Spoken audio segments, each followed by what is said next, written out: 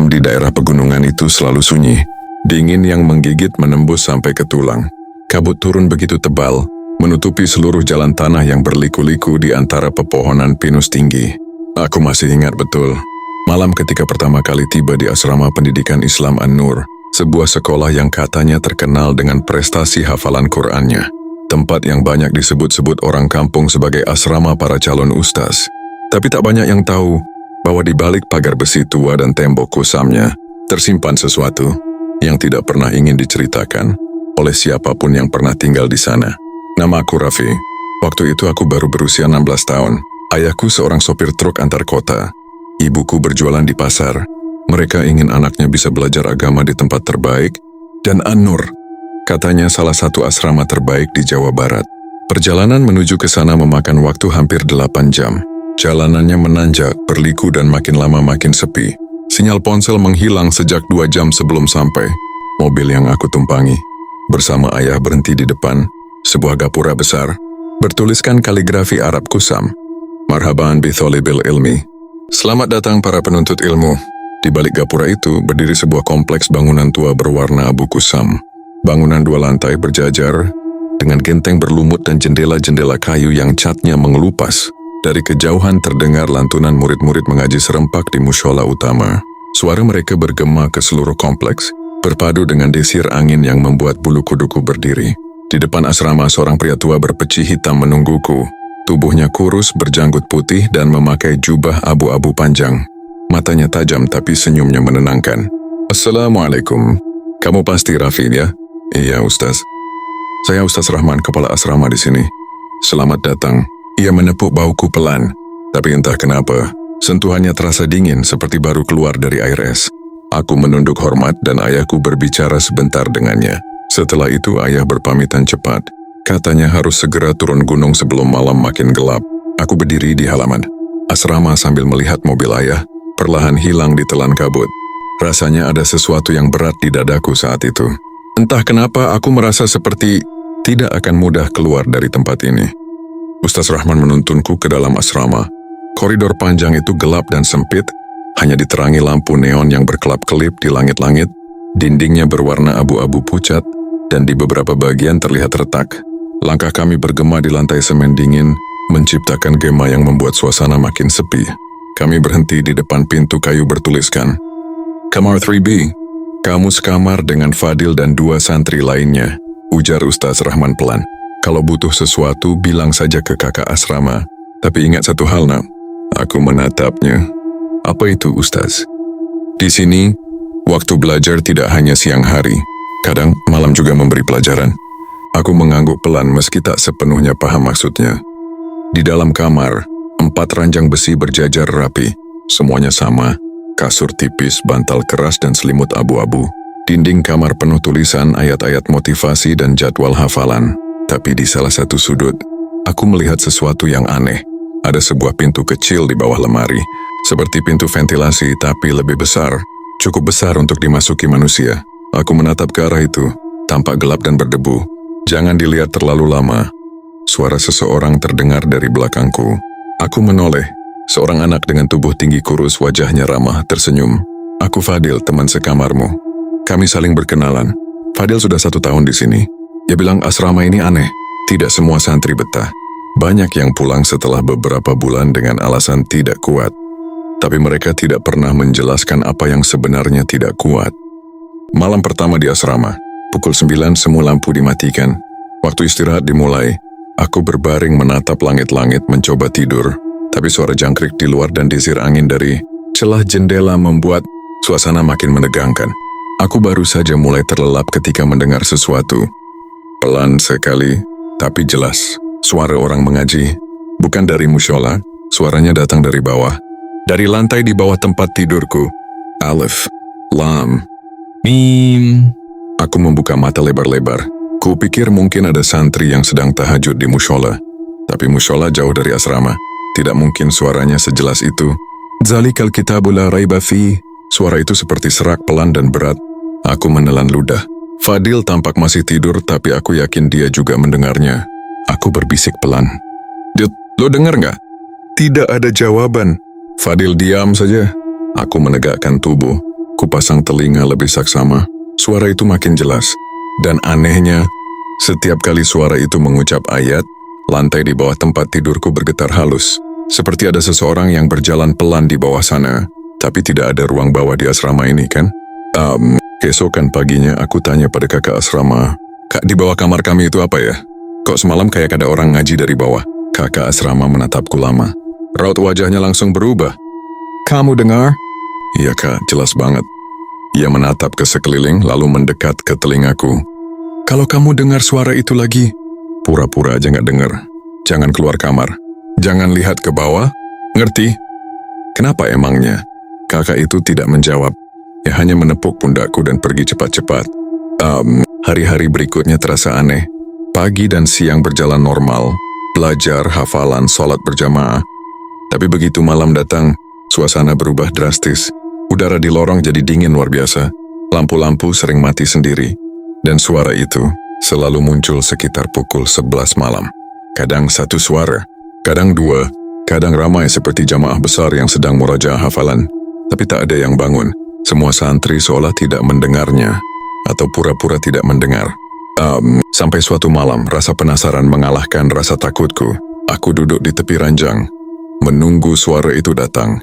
Dan seperti biasa, tepat jam 11.05, suara itu mulai lagi. Alif, Lam, Mim. Kali ini lebih keras, dan jelas sekali berasal dari lantai bawah. Aku menunduk, kupandangi celah kecil di bawah lemari. Pintu kecil yang dulu kulihat waktu pertama kali datang. Suara itu seperti keluar dari sana. Dari lubang gelap itu, aku menunduk lebih dekat, dan sumpah, aku melihat sesuatu di dalam sana. Sebuah bayangan kepala menunduk, bergerak pelan seperti sedang mengaji. Wajahnya samar tapi matanya hitam pekat. Aku menjerit pelan dan mundur, tapi ketika aku mundur, bayangan itu berhenti. Lalu perlahan-lahan, tersenyum ke arahku. Itulah malam pertama aku sadar bahwa di asrama itu hafalan tidak hanya milik orang hidup. Malam berikutnya, aku tidak bisa tidur sama sekali. Setiap kali memejamkan mata, bayangan wajah itu muncul lagi. Mata hitam legam, dan senyum yang terlalu lebar untuk wajah manusia biasa. Aku mencoba berpikir logis. Mungkin itu cuma halusinasi. Mungkin aku terlalu lelah karena perjalanan jauh dan belum terbiasa dengan tempat baru ini. Tapi tidak, Vi. Tidak ada halusinasi yang bisa meninggalkan suara nafas sejelas itu. Karena aku masih ingat, sesaat sebelum aku menjerit malam itu, aku mendengar sesuatu dari celah kecil di bawah lemari. Bukan lagi bacaan ayat, tapi suara nafas berat, seperti orang yang sedang berusaha menahan sakit. Pelan, panjang, dan panas, seolah-olah suara itu keluar tepat di bawah kakiku sendiri. Pagi harinya, aku berusaha mencari tahu lebih dalam tentang asrama ini. Setelah subuh, para santri biasanya berkumpul di dapur untuk sarapan sederhana. Nasi, telur rebus, dan sambal kecap. Aku duduk di sebelah Fadil. "Dil," aku berbisik pelan, "lo bener-bener gak pernah dengar suara ngaji malam-malam?" Fadil berhenti mengunyah. Ia menatapku lama. Matanya bergerak cepat, seperti memastikan tak ada guru di sekitar kami. "Jangan ngomong gitu keras-keras, Vi. Kenapa? Emang salah dengar orang ngaji?" "Bukan orang, Vi." Suara Fadil bergetar. Ia menunduk. "Itu bukan orang." Aku diam. "Maksud lo?" Asrama ini dibangun di atas tanah bekas pesantren tua. Pesantren itu kebakaran 30 tahun lalu. Semua santrinya meninggal saat sedang hafalan malam. Sejak itu, kata orang-orang, setiap tahun selalu ada suara yang melanjutkan hafalan mereka. Aku menelan ludah. Fadil melanjutkan pelan. "Tapi jangan bilang siapa-siapa ya. Soalnya kalau Ustaz Rahman tahu kita ngomongin ini, bisa kena hukuman." "Hukuman?" "Iya. Santri yang banyak tanya soal itu biasanya dipanggil ke ruang bawah tanah. Katanya buat dibimbing khusus. Tapi nggak ada yang tahu ngapain di sana." Aku langsung teringat pada pintu kecil di bawah lemari itu. Apakah itu jalan ke ruang bawah tanah yang dimaksud? Siang itu, setelah pelajaran selesai, aku pura-pura tertinggal di kelas. Aku ingin mencari petunjuk. Di papan pengumuman asrama, ada daftar nama-nama santri lama. Tapi yang menarik perhatianku adalah lembaran paling bawah. Lusuh, warnanya kekuningan. Tertulis, Santri Angkatan 1902, Angkatan Hafalan Abadi. Hanya ada 3 nama di sana. Dan di pojok kanan bawah tertulis kalimat Arab kecil. Yutimuna tilawah hatta yauma qiyamah. Artinya, mereka akan terus membaca sampai hari kiamat. Aku menatap tulisan itu lama. Ada rasa dingin yang menjalar di punggungku. Malamnya aku menyiapkan senter kecil, senter yang kubawa dari rumah. Kupastikan baterainya penuh. Aku sudah bertekad, aku harus tahu apa yang sebenarnya ada di bawah. Begitu semua santri tidur dan suara langkah guru sudah tak terdengar di lorong, aku turun dari ranjang pelan-pelan. Fadil tampak tertidur, tapi napasnya cepat. Mungkin ia pura-pura tidur karena takut. Aku jongkok di depan lemari. Celah kecil itu kini terlihat lebih jelas. Kupindahkan lemari perlahan. Suara gesekan kayu terdengar di keheningan malam. Di balik lemari itu, ternyata ada pintu kayu kecil. Pintunya kotor, penuh debu dan tertutup gembok tua berkarat. Tapi gemboknya tidak terkunci, seolah seseorang baru saja membukanya. Aku menyalakan senter lalu membuka pintu itu. Udara dingin langsung keluar dari dalam. Bau lembab campur seperti sesuatu yang membusuk. Di dalamnya ada tangga menurun, tangga sempit, dari semen tua. Di dindingnya ada tulisan-tulisan Arab yang pudar, dan di beberapa bagian seperti ada bekas tangan yang menempel di semen. Tapi bentuknya terlalu kecil untuk ukuran tangan manusia dewasa. Aku turun perlahan. Langkah kakiku bergema pelan di udara dingin. Makin ke bawah, bau lembabnya makin tajam. Dan suara itu mulai terdengar lagi. Alif, Lam, Mim. Tapi kali ini berbeda. Bukan hanya satu suara. Ada banyak. Suara santri kecil, suara tua, bahkan suara perempuan. Semuanya membaca ayat yang sama dalam satu irama aneh. Suara itu datang dari ujung lorong. Aku menyinari senter ke depan. Lorong sempit itu berakhir di sebuah ruangan besar. Di tengah ruangan, ada meja panjang dari kayu yang hampir hancur dimakan rayap. Dan di atas meja itu, terdapat kitab besar yang sudah rusak parah. Halamannya berwarna kecoklatan dan sobek di beberapa bagian. Di sekeliling ruangan ada puluhan papan nama, seperti nisan kecil. Masing-masing bertuliskan nama dan tahun, tapi tidak ada kata wafat di bawahnya. Yang tertulis hanyalah, lanjut hafalan. Aku menelan ludah, keringat dingin membasahi tengkukku. Aku memutar tubuh hendak naik, tapi saat itu juga, suara langkah terdengar di belakangku.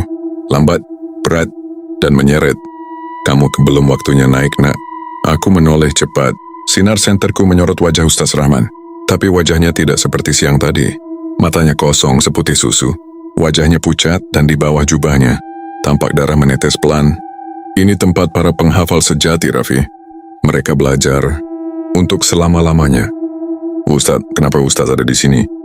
Karena akulah penjaga hafalan mereka. Suaranya berat, bergema seperti dua suara yang bersamaan berbicara. Tiba-tiba semua senter padam, gelap total. Tapi suara itu semakin jelas. Alif, Lam, Mim. Puluhan suara membaca bersamaan. Suara-suara itu bukan hanya dari depan, dari lantai, dari dinding, dari atas kepalaku. Aku menjerit mencoba naik tangga, tapi langkahku tersangkut sesuatu. Saat ku terangi kembali dengan senter yang tiba-tiba menyala, aku melihat tangan-tangan pucat keluar dari celah lantai, menarik ujung celanaku dengan kuat. Aku berteriak keras, tapi suara ayat itu menenggelamkan teriakanku. Sebelum aku benar-benar kehilangan kesadaran, aku melihat wajah-wajah pucat di dinding. Mereka semua tersenyum. Mulut mereka bergerak pelan, membaca ayat yang sama tanpa henti. Aku terbangun keesokan paginya di tempat tidurku.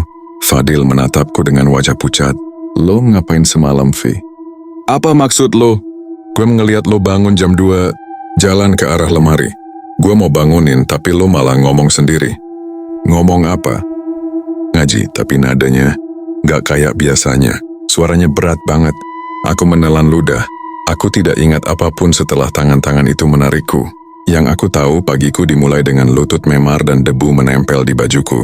Dan di meja kecil di sebelah kasurku, terdapat selembar kertas lusuh.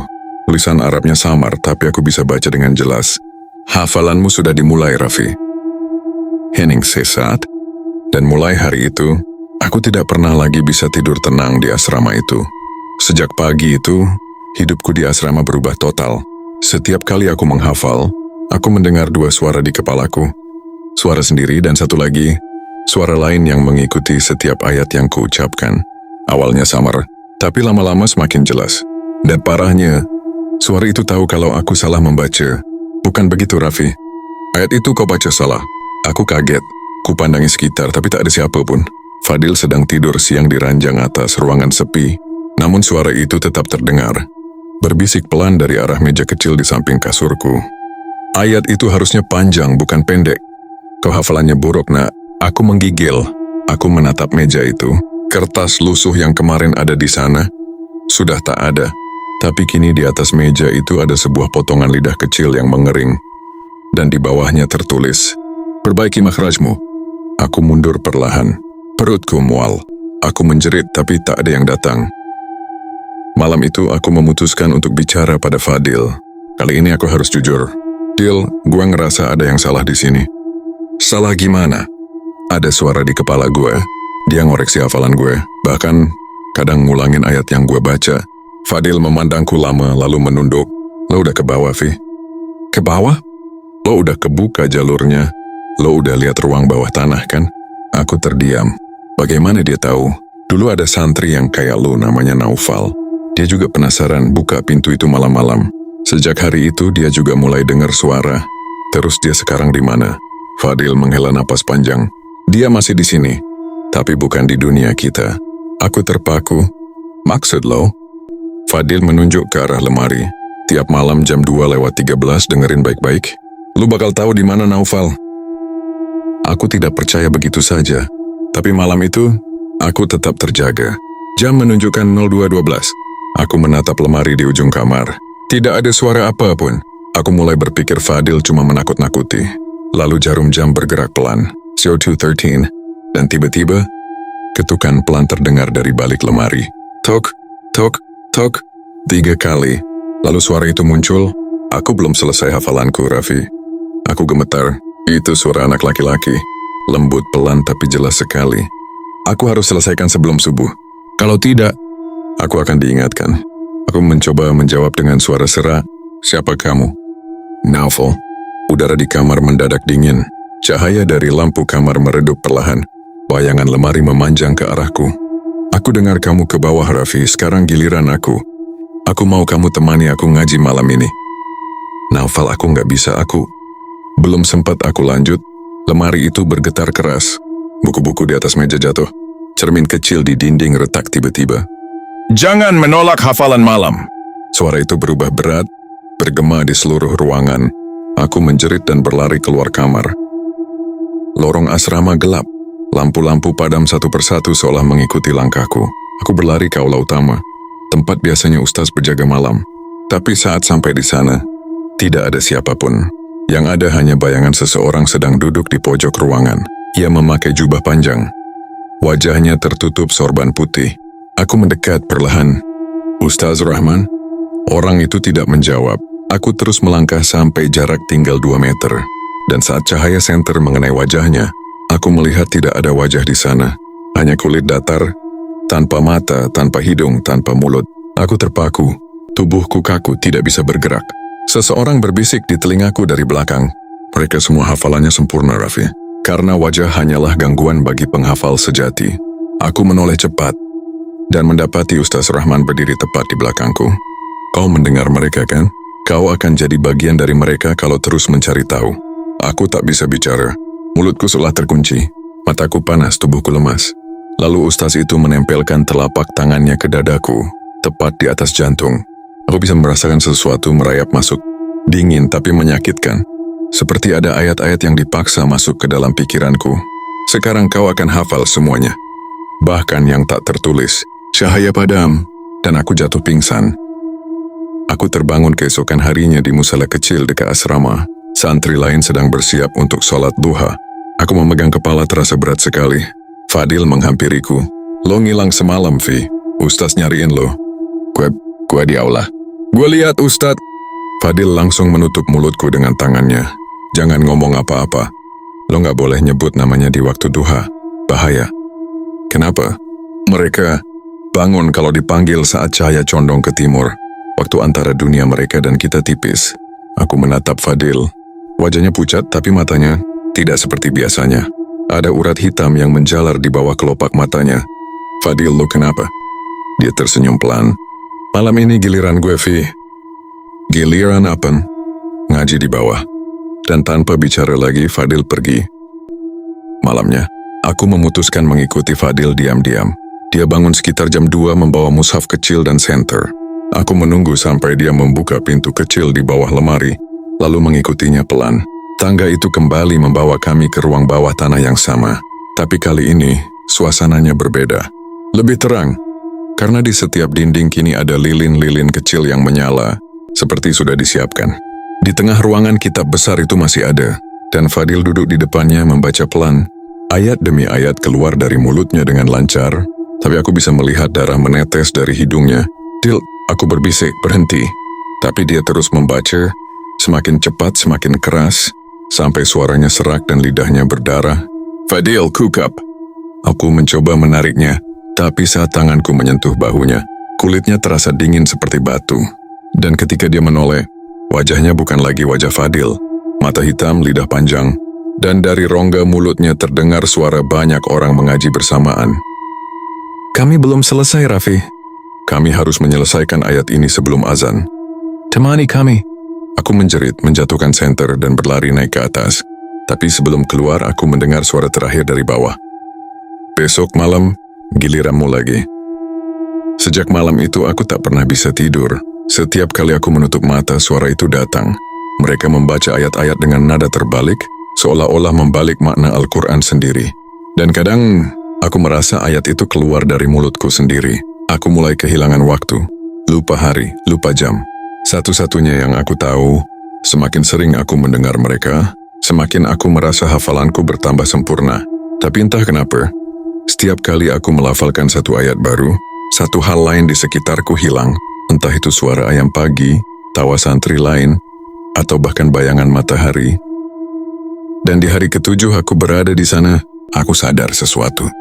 Setiap ayat yang kuhafal, sebenarnya bukan untukku. Mereka sedang mengisi ruang kosong dalam diriku, satu huruf demi satu huruf, sampai aku bukan lagi Raffi yang datang ke pesantren untuk belajar. Aku adalah kitab baru mereka, tempat ayat-ayat itu disimpan, agar hafalan mereka tak pernah berhenti. Pagi itu aku sadar sesuatu telah berubah dalam diriku. Ketika Ustadz memintaku melanjutkan hafalan di depan kelas, aku membaca ayat-ayat panjang dengan lancar. Bahkan ayat yang belum pernah aku pelajari sebelumnya, semua orang terdiam. Ustaz Rahman tersenyum kecil di pojok kelas. Masya Allah, Raffi, hafalanmu luar biasa.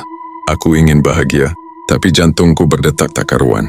Karena setiap kali aku melafalkan ayat itu, aku bisa merasakan seseorang lain yang juga ikut berbicara lewat mulutku. Setiap huruf, setiap nafas, ada gema samar yang mengikuti, suara-suara dari bawah tanah. Kami di dalammu sekarang. Hari-hari berikutnya, aku jadi murid yang paling menonjol. Santri lain menatapku dengan kagum. Atau mungkin takut, karena setiap kali aku membaca, angin di sekeliling ruangan berputar perlahan. Lilin yang menyala tiba-tiba meredup. Dan beberapa kali, mushaf yang terbuka di depanku bergerak sendiri. Halamannya bergetar seperti bernafas. Suatu malam aku mencoba membuka mushaf itu diam-diam. Dan benar, di setiap huruf hijaiyah ada sesuatu yang berkilau tipis, seperti urat darah yang hidup. Aku menyentuhnya perlahan, dan tiba-tiba halaman itu berdenyut. Jangan sentuh aku, Raffi. Aku menjatuhkan mushaf itu dan mundur ketakutan. Kertasnya jatuh ke lantai, dan dari sela-sela halaman muncul embusan nafas hangat. Nafas yang berbunyi lirih, seperti desahan orang yang baru saja bangun dari tidur panjang. Aku hidup karena kamu. Malam berikutnya aku memutuskan pergi ke kamar Fadil, tapi ranjangnya kosong. Tidak ada bantal, tidak ada selimut. Hanya ada jejak kaki berdarah yang mengarah ke arah lemari. Aku buka lemari itu dengan gemetar. Di dalamnya gelap, tapi ada satu benda tergantung di tengah. Sesuai mushaf, bukan dari kertas, tapi dari kulit manusia. Di pojok bawah tertulis nama kecil dengan darah kering. Fadil bin Zain. Aku menjerit menjatuhkan pintu lemari dan berlari keluar kamar. Lorong asrama malam itu panjang sekali. Setiap langkahku terasa berat. Di sepanjang dinding, ayat-ayat Arab muncul sendiri. Ditulis dengan cairan merah pekat, mengalir dari sela batu bata. Aku terus berlari menuju aula utama. Tapi di tengah lorong, aku berhenti. Karena di ujung sana, ada seseorang berdiri membelakangiku, mengenakan jubah hitam. Aku tahu itu Ustaz Rahman. Ustadz, tolong saya. Ia tidak menjawab. Dia hanya membalikkan badan perlahan. Dan di wajahnya, tidak ada kulit lagi. Yang ada hanya kitab terbuka. Huruf-huruf Arab melayang di udara, bergerak di sekitar kepalanya. Aku telah menjadi kitab yang sempurna, Raffi. Sekarang giliranmu menyelesaikan halaman terakhir. Aku mundur. Saya nggak mau. Lepaskan saya, Ustaz. Bukan aku yang menahanmu, tapi ayat yang kau bawa sendiri. Ia mengangkat tangannya. Dari lantai muncul tangan-tangan kering, menarik kakiku dengan kekuatan luar biasa. Selesaikan hafalanmu, Raffi. Sebelum fajar, atau kau akan selamanya di antaranya. Aku berusaha melawan, tapi semakin aku berontak, semakin banyak ayat yang muncul di udara, melingkari tubuhku seperti rantai. Huruf demi huruf menempel di kulitku membakar. Aku menjerit, tapi dari tenggorokanku, bukan suara manusia yang keluar. Yang keluar adalah bacaan ayat yang berbalik arah. Mim, lam, fi. Dan setiap aku mencoba berhenti membaca, dadaku terasa sesak, seperti paru-paruku menolak diam. Aku sadar, aku tidak lagi membaca. Aku sedang dibaca. Ketika aku tersadar, aku sudah berada di sebuah ruangan putih. Tidak ada pintu, tidak ada jendela. Hanya satu kitab besar di depanku, membuka sendiri halamannya kosong. Lalu perlahan huruf-huruf muncul di atasnya. Huruf-huruf itu menyusun kalimat. Raffi bin Ilham, hafalan dimulai. Aku mencoba berteriak tapi tidak ada suara. Tanganku menempel di halaman kitab itu. Urat-urat di kulitku perlahan terserap ke dalam kertas. Sakitnya luar biasa. Kau sudah jadi bagian dari kami, Raffi. Tak ada jalan keluar dari hafalan yang belum selesai. Sejak saat itu, aku tak tahu apakah aku masih hidup. Kadang aku terbangun di asrama, melihat santri-santri baru datang dengan wajah polos. Dan aku ingin berteriak agar mereka pergi, tapi lidahku kaku. Suaraku tak bisa keluar. Aku hanya bisa membaca. Membaca tanpa henti, malam demi malam. Dan setiap kali pintu bawah lemari terbuka, aku tahu satu santri baru akan turun untuk menggantikan satu halaman yang pudar. Kini, setiap tahun, selalu ada santri baru yang hafalannya cepat sekali. Mereka bilang itu karunia. Tapi kalau kau perhatikan baik-baik, di setiap bacaan mereka, ada gema samar yang mengikuti dari bawah tanah. Dan kalau suatu malam kau menginap di pesantren itu, cobalah dengarkan baik-baik sekitar jam 2:13. Dari bawah lantai, engkau mungkin akan mendengar suara samar. Suara yang membaca dengan nada datar, dan terkadang menyebut satu nama pelan-pelan. Raffi, Raffi. 13 tahun setelah kejadian itu, bangunan asrama itu akhirnya ditemukan oleh tim relawan pendidikan dari luar kota. Mereka datang karena ada laporan warga tentang sebuah pesantren tua yang masih mengeluarkan suara ngaji tiap malam. Padahal bangunannya sudah tak dipakai sejak tahun 2013. Warga sekitar menyebutnya asrama hafalan. Tapi mereka tak pernah berani mendekat karena setiap kali ada yang lewat di sekitar pagar baratnya, pasti terdengar suara ayat terpotong dan seseorang di rumah mereka akan mimpi buruk di malam yang sama. Hari itu, rombongan datang dengan 3 mobil. Ada 5 orang, 2 relawan guru ngaji, 1 pejabat desa, 1 jurnalis, dan 1 ustaz muda bernama Ziad. Ustaz Ziad adalah orang pertama yang membuka pagar asrama. Pagar itu karatan tapi anehnya masih terkunci dari dalam. Butuh waktu lama untuk mendobraknya. Begitu terbuka, udara dingin keluar dari celah pintu, seolah tempat itu baru saja bernafas setelah sekian tahun diam. Bangunannya masih kokoh, tapi seluruh dinding ditumbuhi lumut tebal. Kaligrafi yang dulu indah di dinding sudah pudar. Namun yang membuat mereka terdiam adalah suara samar dari arah barat. Suara hafalan pelan seperti dari bawah tanah. Alif, lam, mim. Semua menatap ke arah sumber suara, tapi Ustaz Ziad hanya tersenyum tenang. Mungkin itu suara angin melewati pipa. Mereka terus masuk. Lorong panjang menyambut mereka dengan bau debu dan sesuatu yang seperti darah kering. Di setiap kamar ada ranjang-ranjang besi berdebu, tapi satu kamar berbeda. Kamar di ujung lorong, pintunya setengah terbuka, dan di dalamnya ada lemari besar menempel di dinding. Ziad mendekat. Kayaknya ini kamar kepala santri, katanya. Ia mendorong lemari itu pelan, dan di baliknya ada pintu kayu kecil. Ini... Ada ruang bawahnya, ujar salah satu relawan. Tanpa berpikir panjang, mereka membuka pintu itu. Udara dingin dan lembab langsung menyergap. Senter mereka menyorot tangga menurun ke bawah. Di dinding ada tulisan Arab samar. Beberapa huruf masih jelas terbaca. Yutimuna tilawah hatta yauma qiyamah. Mereka akan terus membaca sampai hari kiamat. Ziad turun paling depan. Tangga itu membawa mereka ke sebuah ruangan luas. Dan di sanalah semua hal aneh dimulai. Ruangan itu penuh papan nama kayu kecil. Ada puluhan bahkan mungkin 100. Tiap papan bertuliskan satu nama dan tahun. Yang paling baru, Raffi bin Ilham 2013. Salah satu relawan berbisik, nama-nama ini kayak nama santri. Mungkin mereka dimakamkan di sini? Ziad menyinari papan itu dengan senter. Ia berjongkok memperhatikan tulisan Arab di bawah setiap nama. Tidak ada kata wafat, hanya satu kalimat di setiap papan. Lanjut hafalan. Tiba-tiba salah satu relawan Faiz berteriak kecil. Lihat lantai ini kayaknya ada sesuatu di bawah. Mereka menyinari lantai. Benar, lantai semen itu bergelombang seperti ada sesuatu di baliknya. Ziad mengetuknya pelan. Suara yang keluar bukan suara semen padat. Lebih seperti sesuatu yang berongga. Faiz menunduk, mencoba mengintip lewat celah retakan kecil di sudut ruangan. Dan dari sana, terlihat lapisan kulit manusia. Ia mundur kaget. Ya Allah! Semua panik. Tapi Ziad hanya menatap diam. Ada sesuatu di matanya, seperti ia sudah tahu tentang tempat itu. Tenang, katanya lirih. Tempat ini suci. Mereka tidak mati. Semua terdiam. Ziad membuka tasnya, mengeluarkan mushaf lusuh. Ia membuka halaman tengah dan membacakan satu ayat. Alif, Lam, Mim. Suara dari bawah lantai langsung menggema. Bukan satu, tapi puluhan. Mereka mengulang ayat yang sama, meniru nada Ziad dengan sempurna. Alif, Lam, Mim. Alif, Lam, Mim. Relawan lain menjerit ketakutan. Mereka berlari ke arah tangga, tapi pintu di atas tertutup sendiri. Cahaya senter berkedip-kedip, dan di tengah ruangan papan nama kayu mulai bergerak pelan, satu persatu bergetar, lalu salah satunya jatuh ke lantai. Nama di atasnya terbaca jelas. Ziad bin Rahman. Semua menatap Ziad dengan mata membelalak. Ustaz, itu nama antum. Ziad menunduk pelan. Aku anaknya Rahman, katanya lirih. Ayahku yang dulu kepala pesantren ini.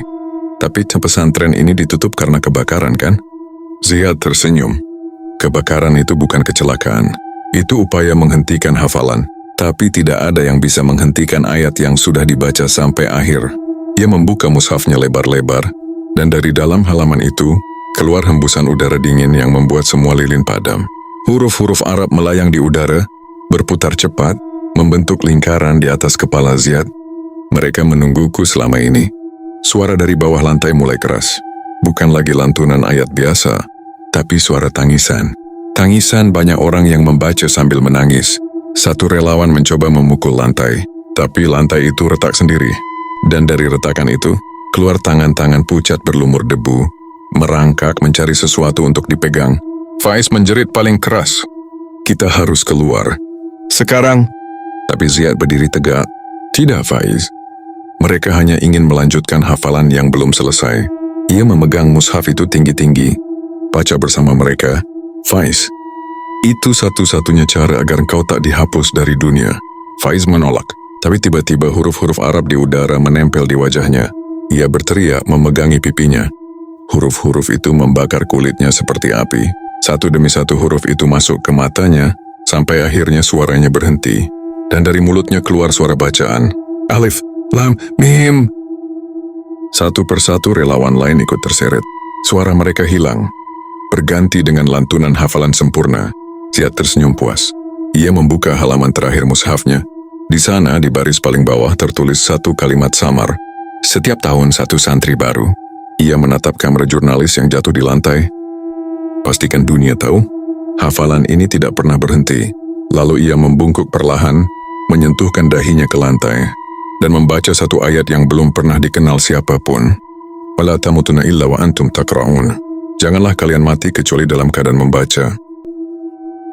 Pagi harinya warga menemukan gerbang asrama itu terbuka. Tidak ada satupun orang di dalamnya. Tapi di seluruh dinding, ada kalimat baru yang ditulis dengan darah segar. Hafalan dimulai lagi. Dan sejak hari itu, setiap tahun selalu ada satu guru baru yang datang ke pesantren itu, membuka kelas malam, dan membawa mushaf tua yang sama. Mushaf dari kulit manusia, dengan halaman terakhir masih kosong. Jika suatu hari kau mendengar dari televisi atau berita, ada pesantren di pelosok yang santri-santrinya bisa hafal 30 juz dalam waktu 3 hari, jangan kagum dulu. Kadang mereka tak sedang mengingat, mereka sedang diingat. Dan malam nanti, kalau kau tak sengaja terbangun pukul 2.13, cobalah diam sejenak, karena mungkin ada suara yang sedang membaca dari bawah ranjangmu. Alif, Lam, Mim.